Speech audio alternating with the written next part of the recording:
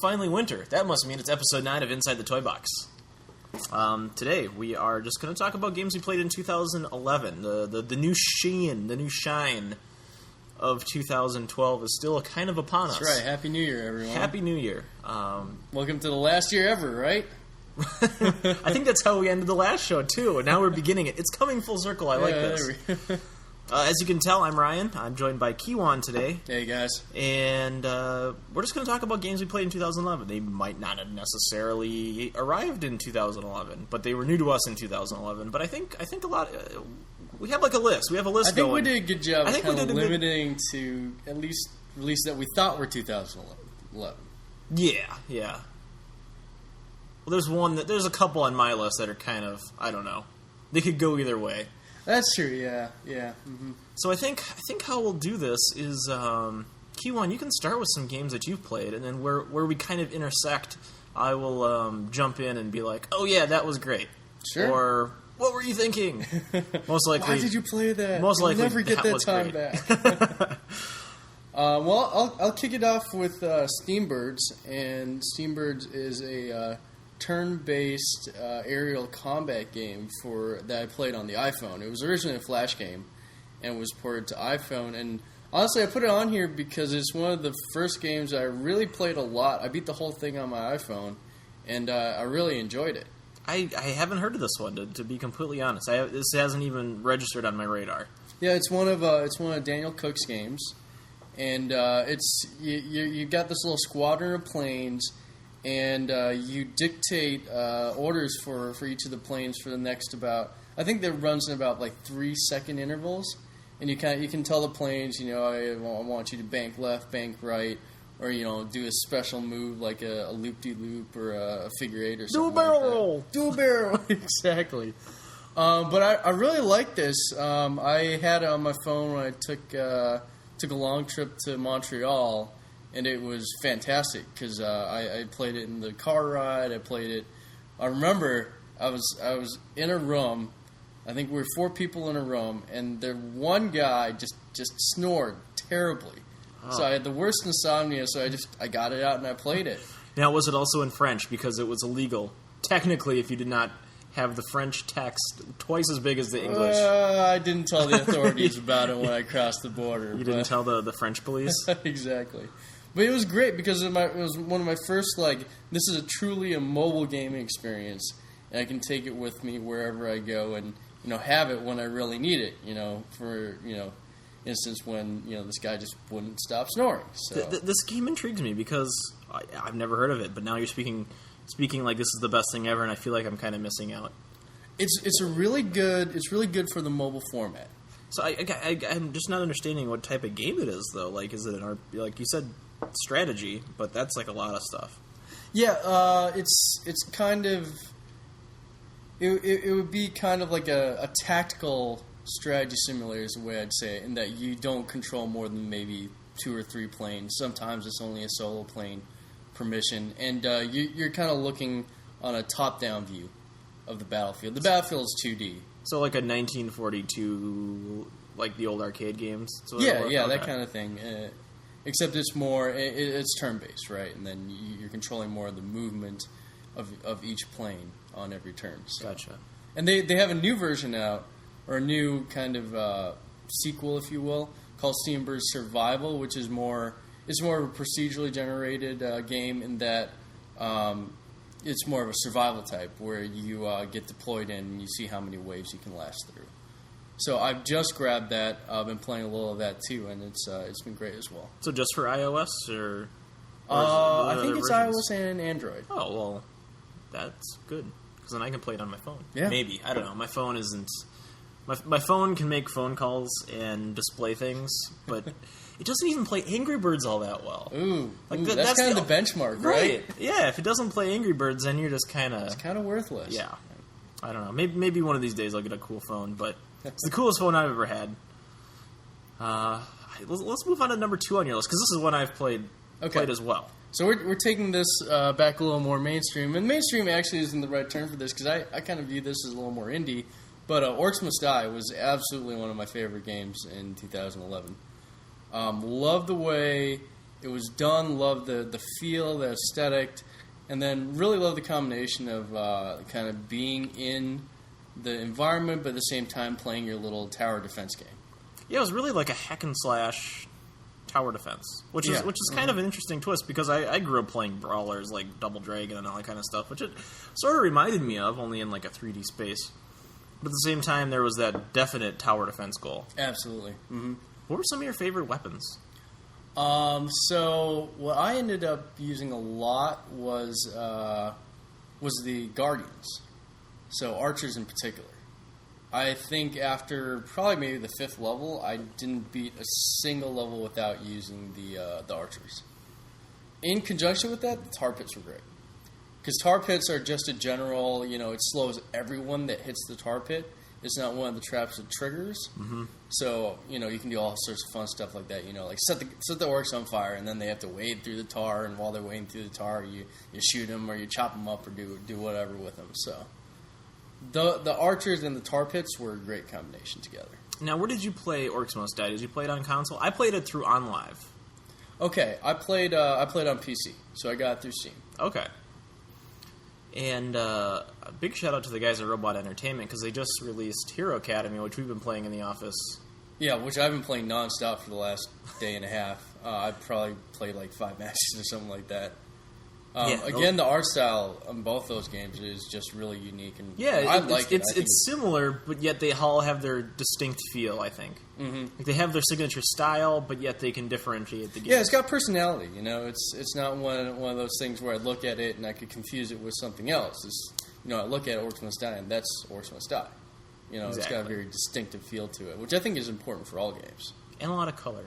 I've been noticing I like color in games. Color, yeah. Over the past 2 years, what happened to color, right? It's like, well, we can use 2 colors. We got the gray and the mud brown. Like, well, okay, maybe we can go in between it with the gray, the mud brown, and kind of the grayish brown. But it's kind of nice to see colors back in games. I like it. Yeah, that's definitely a trend we saw in 2011. I think a lot of games did that. I mean, of course, there were still the very gray games, but right, the next Modern Warfare, the next Gears. Well, I even think that was more colorful. Mm-hmm. There was some games or some moments like when you're in the submarine. Oh yeah, like all those blues and reds and greens. I like that. So yeah, Orcs Must Die. That's a definite must check. Yes, I absolutely. And then I got it on sale in the Steam holiday sale, and it was just too good to pass up. Great bargain. I got all the DLC.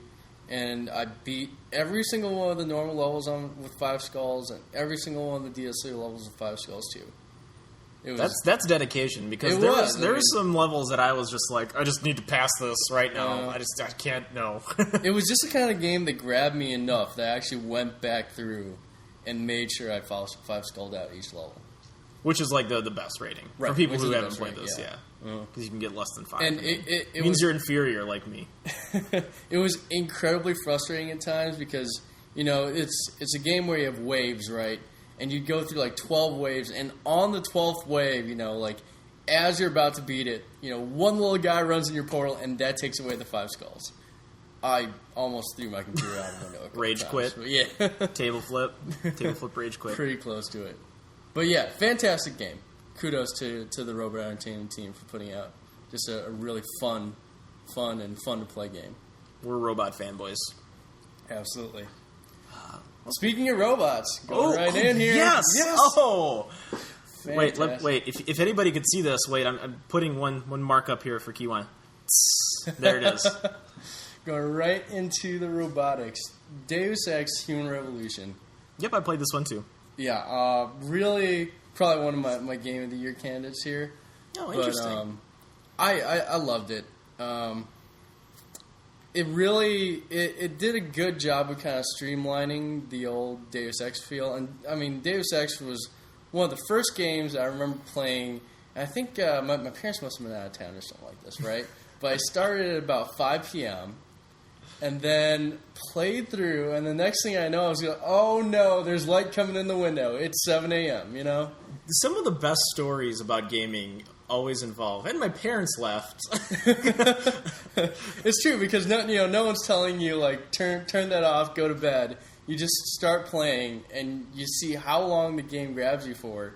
And the original Deus Ex, I mean, that was a 12-hour grab for me. It grabbed me and didn't let go. And I got a lot of that same feeling from Human Revolution. Definitely, I mean, everyone kind of does a couple playthroughs, or I feel a lot of people do a couple playthroughs. Didn't grab me as much through the second playthrough. About halfway through, I started going, well, you know, I'm not really enthused to finish this out. But that first playthrough was pretty amazing. I had a lot of fun with it.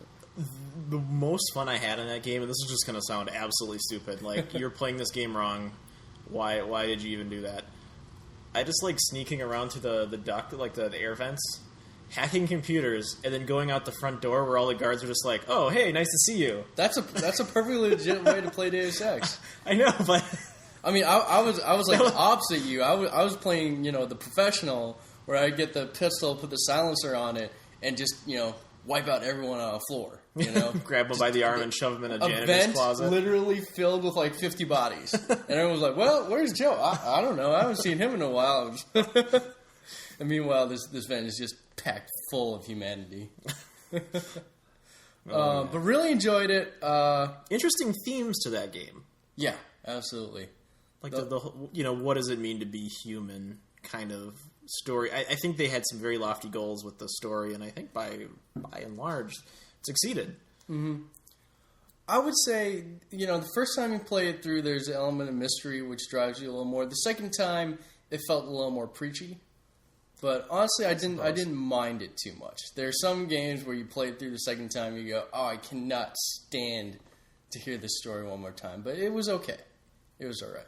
It just also further proof that Detroit is home for cyborgs and robots. Yeah, absolutely. I mean, they even have like the gas station in there. There's a lot of homage, I think, to RoboCop in that game. How could you not? Yeah, I mean, it's Detroit, right? All right, let's keep moving. We're on a roll here. Yeah, why don't we cut it over to your list? You've got a couple. We covered two that I've played. Deus Ex being like the first one I listed. Mm-hmm. Batman Arkham City. I played that a lot, and I loved it. Mm-hmm. It's one of the ones I haven't played, so I'm interested to hear your thoughts. I'll borrow it to you. Do you have a 360? I do have a 360. It's broken, and I've been terribly productive while it's broken, so I've put off fixing it for a while, because I know as soon as I get it fixed, I'm going to lose like a week of my life. It's a trophy to lost productivity, is what you're saying. Absolutely. All right, fine. No, it was an incredible game start to finish. I'd say it is my game of the year. Okay. Arkham Asylum was an amazing game, and then they took that in Arkham City and just... It was like the leap from Uncharted to Uncharted 2. Same thing going on here. The story was incredible. Like, so many twists that weren't cheesy or felt forced. And the ending was just like, I'm Batman. Like, you just felt like such a badass that... Oh, it was so good. Now, how would you... I've heard that part of the downside of making the world larger is that... I can already tell you no. No, not a problem. Sorry, continue. Some people are saying that the game sometimes loses focus just because it gets so large. And it feels that it isn't as tight. I think the first playthrough I did of the game, I just did the main storylines. I didn't run around do the Riddler trophies or anything like that. I focused myself, I guess, was the thing. I could see where it was easy to get lost, but... just the ability for like locomotion and moving around was so effortless, I think, with the bat claw and the bat hook and things like that that didn't really detract from me. So, okay. Yeah, I didn't have any problems with that. But then for the rest of the year, I played like really big open games. Okay. Like that. Well, Skyrim. Yeah, I mean, we have to mention Skyrim, right? I mean, this wouldn't be a podcast about 2011 games without Skyrim in it. Exactly, and. The thing is, I appreciate the Oblivion super open world games, but it never really clicked for me. There was something that just, it was a great game. I appreciated everything it did, but it just didn't feel like the game for me. And then Skyrim came, I'm like, well, yeah, it kind of seems similar. I'll give it a shot because so many people are saying, oh, wow, it's completely different. Yep. They're right. Oh, really? Yeah. Interesting. It is the most immersive world I've ever experienced. it's just a ton of fun. Like, just the ability of things that you can do, how it's put together, nothing feels out of place. The whole theme and concept is just there. And the music is, like, awesome. It gets your blood pumping as soon as you turn it on. Music, like, like the chanting in the background, you're like, I'm going to kill me some dragons. I'm going to kill me some dragons. And then you just get lost. And it's one of those games where you play for what you think is 5 minutes, and then you look at the clock, it's 3:30 in the morning. You've been playing for 5 hours straight. It's the mark of a great game. I played it, like, the first playthrough, for the first time I played it, I plugged in, I kid you not, 5 hours. And then the whole first weekend I had it, I put 20 hours into it. Yeah. Mm-hmm. I mean, I was like that with the original Oblivion. I haven't played Skyrim yet. I still haven't finished the game. Like, I'm still doing side quests and, like, running around and doing just random things, picking locks. I've watched my roommate play, and he's probably been playing for about a month, and I don't think he's gotten past the starting of the main quest. He's done every single side quest, but he hasn't even touched the main quest yet, and he's got a month playtime locked. So, yeah, it's incredible how important your actions feel, even though it's not part of the actual story arc. It does beg the question, like, do we need that big story arc anymore in games like this? I think it brings, like, a lot of closure for the game. Okay. Because if you don't feel like you've accomplished, like, some world-changing feat, at least for a game like this, you would feel kind of amiss. Like, you're just existing. And I exist already. Because I've heard very little that everyone said, like, well, the main quest was really what did it for me, right? Everyone says it's more about the openness, the ability to choose whatever you want to do, as opposed to following the set path of what really made the game cool for me. It's actually the opposite, right? It's the wandering around doing whatever the hell I want, crafting these crazy potions. Those are the things that really make the game for people. I think what keeps it together, though, is that backbone of the story. Okay. Because then, segueing, you have a game like Minecraft. Yeah, okay. Very good segue, actually. 2-in-1 podcast. We're on a roll here. Can we keep doing this? I don't know. Wow. All right. We won't even. These aren't even edited in. These are just, like, naturally occurring segues. No, Minecraft took up the majority of my time in 2011. All right. By and large, that has me hook, line, sinker, and whatever other fishing terms you can add to that means I'm addicted to it. Mm-hmm. Completely different from any other game I've ever played. I know it's based on some other games, but I haven't had a chance to experience those. So Minecraft is kind of my first taste into these just procedurally generated world that are just a blank canvas. Mm-hmm. There's no story. There's no quests. There's no real point. My brother jokes with me. I have an older brother who jokes with me. He's like, "Are you playing that game with no point to it anymore?"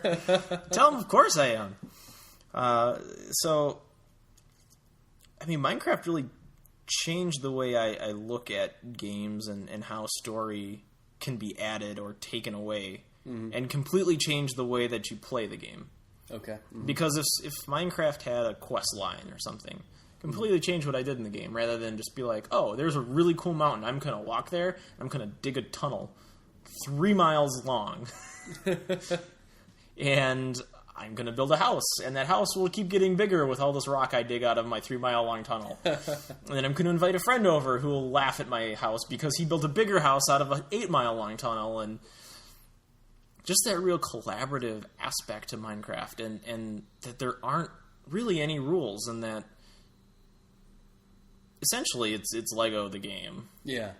Infinite Legos. Right. And really, your creativity is the only limitation to Minecraft.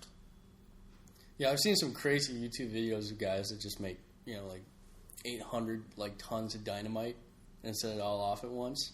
And that's like a perfectly acceptable way to play the game. It's fantastic. And then on the other end, you see guys who get in a server with like 30 other people replicating the Star Trek Next Generation Enterprise. I saw that. Block by block with working teleporters.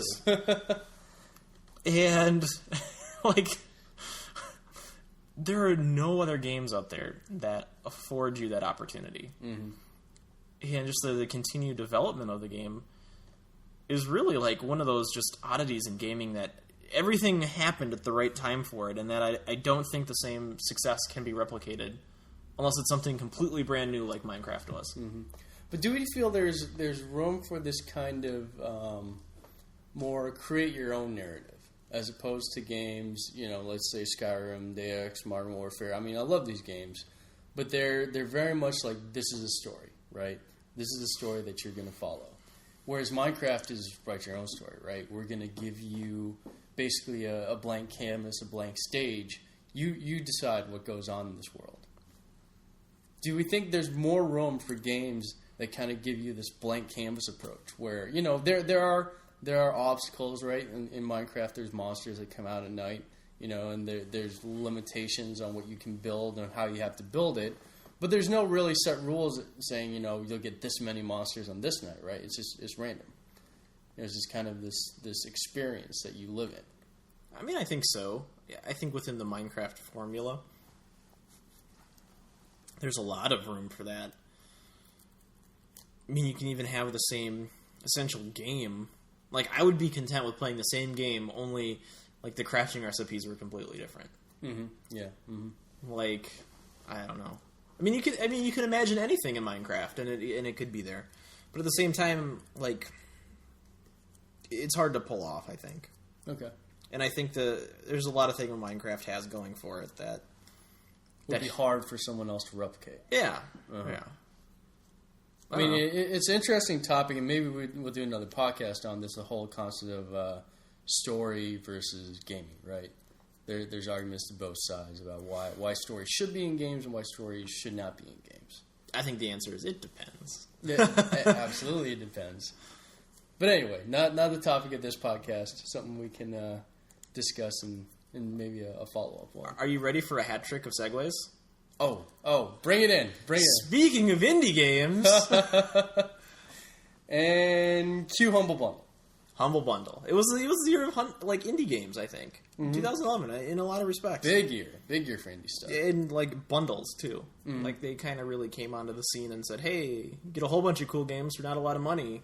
Yep. And everybody said, "Okay." Two of my favorites. I'll just run through them really quick, then we'll jump back over to your list. Blocks That Matter. Totally unexpected. Mm-hmm. Very cool puzzle game with platforming elements. And then Bit Trip Runner. I hadn't played that. It was on WiiWare, I think. I haven't played it either. Yeah. It's essentially like an infinite runner game, but there's like music and beats, and it's very rhythmic in how you have to do things. A very neat throwback game, I would say. Mm-hmm. Were both of these in the same bundle? I don't know. No, different bundles. Okay. But I think just in general, like, Humble Bundle games were, something to talk about, at least in 2011. Because a lot of people got them. Yeah. How could you not? Yeah, that's the thing, right? They're great deals. And, I mean, for buck to gameplay, right, you really can't beat it. No. Especially, I mean, they were, like, on every platform, too. You can get them on PC, even Linux, Mac. Yep. Mm-hmm. Crazy. Yeah, I think it's a trend that we'll see more of going forward. And, if you're thinking from the indie developer perspective, this is great because you sell your game, right? And you use whatever momentum you have to get your initial sales through. And then afterwards, I mean, doing a bundle is like you working with the other studios just to kind of get collaborative publicity, right? So if you have a great game and I have a great game, why not combine our audiences together and see if we have some crossover there? I think it makes a whole lot of sense. Well, even for older games, too, because, like, I know Super Meat Boy was a bundle game. Yeah. Mm-hmm. Like, some games that have been out for a while and maybe have sort of faded from consciousness a little bit, we're able to get another push. Yeah. And that's really cool. And especially, I think... It's great for developers, right? Because it's not like they have to put any more effort into making another game. It's just a way for them to monetize the product that's already been made. Exactly. And...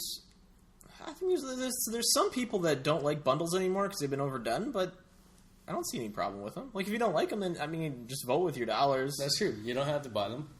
But I think there'll be a definite thing going on into the future. If we make it past 2. If we make it past 20, right. That is if the Mayan calendars don't lie. Right. All right, so I'll take one quick... Realm of the Mad God, which is another Dan Cook game. I do follow his blog religiously, so I'm a little biased here. But this was... You follow him on Twitter? I follow him on Twitter. I follow his blog on Lost Garden. It's great. And I saw him at PAX Dev. So it was really like the. Did you high five or like, or were you too scared? You're like, oh, hi. You just give him like a little wave. Yeah, I gave him the shy wave. I love your stuff. Call me.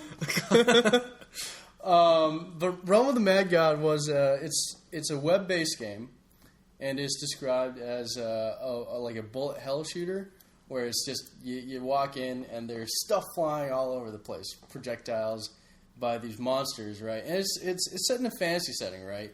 So I can be a warrior, or a rogue, or something like that. But it's completely free to play. It has the standard, you can buy credits and upgrade your stuff. But it's part of the joy of it is it's a really fast leveling game, and the point isn't to develop one character as much as you kind of pass on this legacy to your other characters. So your character, I think there's only like 20 levels that your character can get, and you can probably level up a character probably in a couple days, is what I want to say, maybe less than that. But what happens is that when your character dies, based on their accomplishments in the world, you get fame. And fame is something that carries on to the characters that you start after your current character dies. I forgot to mention, it's a permadeath game. Oh wow, okay. Yeah. Which Brutal. Which is definitely part of its charm. Because death is a mechanic that the game really focuses around, which it has really been trivialized by almost every game out there, right? Mm-hmm. Press X to continue, just reload from the last checkpoint. Well, in this game, it's permadeath. If you die, you're done. But it creates this unique atmosphere because your death means something, right? You get this fame, and then when you start your new character, you can utilize this fame that your previous characters have earned to get new gear and stuff like that. It's a really neat concept, and the part I liked about it was it felt like you could wrap a complete storyline of a character in a couple days, as opposed to playing something for 2 months and not really getting a firm conclusion on it. It's another one I'm gonna have to check out because I hadn't heard anything about it until now. Yeah, so. I mean it's completely free to play. You can jump in anytime. So had a lot of fun with that one. Cool. Ooh, the next one. I dabbled in this next game on your list. Mm-hmm. Dabbled. And I hate to bring it up, but this is another Daniel Cook game, Triple Town. But this is the only Facebook game that I play on a regular basis. And before 2011, I refused to play any Facebook games. And 2011 was the year I jumped into Triple Town. And Triple Town... And Candy Dream, of course. And Candy yeah, of course. I mean, that's a gift. I mean, I wasn't here before 2011, right. So I have a perfectly good excuse there. But Triple Town is just... I mean, if you haven't played it, it's a really simple, on the surface game where you make triples of different things to build stuff. So to build a town. Exactly. There we go. But it had such layers of depth once you start going. And once you played a few games of Triple Town, you'll look at a new board and literally be thinking probably 20, 30 moves into your game about what you want to do with the current layout. It's like, well, okay, if I put a bush there and then put a church there and I trap my... It's one of those games that just... It draws you in. It's so simple to get into, but has so much depth on the inside. When I first played it, I just clicked around. Mm-hmm. I think that's kind of the way you learn this game, is you just click around. Absolutely. It's all about experimentation. You're like, well, what if I put 3 trees together? What happens with this? Yeah, so I've kind of felt like the chemistry dog meme, where it's like, I don't know what I'm doing. I have no idea. And, like, once you put, like, just even an ounce of thought into this game, it changes completely. And I really like the way they've been releasing updates for it. So they've done a lot of work in just adding new combos you can do, add a lot of ambience. They're now little people that once you have a house, they come and, like, run around, and they talk about things, and they get scared by the bears and stuff like that. And I heard there's a new metagame. I've actually not had a chance to play the metagame yet, but my roommate, who I introduced to it, and now plays more than I do, is now playing the metagame. So I love the way that they're supporting it with the updates. And another thing that I really like about it is it's a game you can introduce to just about anyone, right? This is where I can't get my friend's wife to play Modern Warfare, but I can get her to play Tripletown, right? She loves Facebook games, and it's not hard to get the hang of Tripletown, right? You start playing, and you discover all this stuff, and then so she starts playing it, and she gets her friends to play it. So I think it's a game that's very accessible to everyone. You're the viral vector. Patient zero, right here. When we all become Tripletown zombies, it's going to be my all the little lines will be traced back on the map. To you, Kee-Won. Absolutely. In interest of time, let's just pick one more game from our lists. I think. Why don't you take it away? All right. Which one should I pick? Give me 1, 2, or 3. Let's go with. Do you see what I did there, though? It could be a trick. Everything's a trick. The cake is a 2. Yeah, you're right. The cake is a 2. You cracked the code. Portal 2 was one of the first huge games of 2011, and just awesome all the way around. Co-op mode was, oh my gosh, made my brain hurt in a good way. Oh yeah, absolutely. And just the way the story was presented, I think it outdid itself. It even outdid some of the more serious games. Mm-hmm. I think the writing was better than a lot of serious business games. I love the humor in it. I mean, humor in games is something that we really miss these days, right? It's hard to get down. Mm-hmm. I think so, because you're essentially attached to the controller, and I don't know. Humor is hard to get. Yeah, you're right. But it's one of the first games I actually just sat there and laughed for a while. And then, of course, you can make all the funny jokes after you beat it, and you go to your friends and go, space. You know whose voice that is? No. Nolan North, also known as Nate Drake. Oh, really? Yeah. That's awesome. Yeah, he did all those AI core voices. He did the space I love the AI cores. I think there's YouTube recordings of everything the AI cores say, and they're just hilarious. Oh, yeah. When I got done playing that game, I even liked the space AI cores Facebook page. His interest was, of course, space. The only one. Space. So yeah, that's one trivia fact I know about the game, and that's kind of it. But the underground to Aperture Science I thought was very interesting, because you kind of go into the history of it and how GLaDOS came to be. I love the Cave Johnson character. Oh gosh, can't get enough of him. And every time I watch that Allstate commercial with the same guy, I just... Or even Spider-Man. That's true. Yeah. It's Cave Johnson. So yeah, that'll be the final game I talk about, because Portal 2, you can't talk about 2011 without talking Portal 2. Absolutely. So yeah, I mean, we've had a pretty great 2011. I'd say. What's your last game, though? You get to pick one last one. I get one last one. You get one last one. You've got 2 there. I do have good 2 options. Can we talk about a non-computer game? Yeah, of course. All right, so I'm going to throw this in just because this is probably the last game I started playing in 2011, which is Dust Tactics, which is not a computer game. It's actually a little, almost a tabletop game, but more board game-ish. Mm-hmm. I introduced you to it at our Christmas party, but I've loved it. It takes place in this alternate universe where you've got it's kind of the continuation of World War II, but all the technology's a little changed, a little funkier. And advanced. Yeah, definitely advanced. I mean, instead of Tiger tanks, we've got big walkers stomping around the battlefield, and they're genetically enhanced gorillas and zombies. It's a very... I didn't see the gorillas. Yeah, we just bought the expansion for gorillas. It's a fascinating universe, and also a very good, simple system. Whereas, I always wanted to get into Warhammer 40K, and I actually bought the little guys, but I never actually played any of it because it was just too long. First, the assembly was just way too long. Did you paint the guys? We did paint, I think, maybe 6 of the Space Marines, and we were like, oh, forget it. This is way too much work. But, yeah, and the rule set was really complex. It was hard to get into. But Dust Tactics, everything comes pre-assembled, ready to go. All the miniatures, they're not painted per se. They're not fully painted, but they have a base layer on there. So out of the box, you can start playing it. Right? Yeah, you can tell what team somebody's on. Yeah. Mm-hmm. So, and that aspect was really important for me because it meant that, as soon as we got it, we just spread the whole thing over a kitchen table and started going.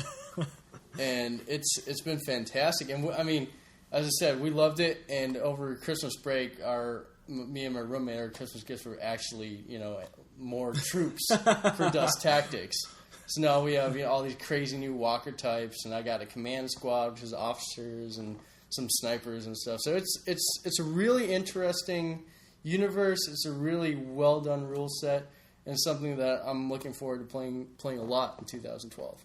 And that was the nice thing about, because when you did explain it to us, it was like, oh wow, well this is really simple. Yeah, everything's intuitive. It's like, well, if you want to shoot somebody, you have to have a straight line to them. If the line goes through a wall, you can't shoot them. And you don't need like a decoder ring to decipher what's on these unit cards. Mm-hmm. You're like, oh, okay, attack. Oh, okay. Yeah, and the action's really fast. This is a game where you sit down, you play it, and you can finish a battle in half an hour. There's not something where you need to devote an entire Saturday to playing through one campaign. No, it's these are fast battles. There's a lot of action happening all the time. Rockets are flying, bullets are going through the air, people are knifing each other. It's fast paced and a lot of fun. So, well, I think now that now that we're out of video games, I think we should bring this to a close. Wrap it up. This is one of our longer episodes already. Impressive. I know. We were just spitballing on this one too. So yeah, like very little prep time. Well, like as if there's any prep time to begin with. So let's just wrap it up here. We'd love to hear what you've been playing in 2011. If you missed any of your favorites, yes, there's been so many games coming out that I think we only barely scratched the surface on this stuff. Oh yeah, yeah. We could name games for days. But yeah, so if you want to send that to us, community@toystudio.com is the email address. Twitter works @ToyStudioGames. Facebook, we love Facebook likes and fans, and everybody's happy there. Facebook.com/ToyStudioGames. And let's see, what am I missing? No, I think that's it. I think that's it. So I'm Ryan. And I'm Kee-Won. Thanks for listening.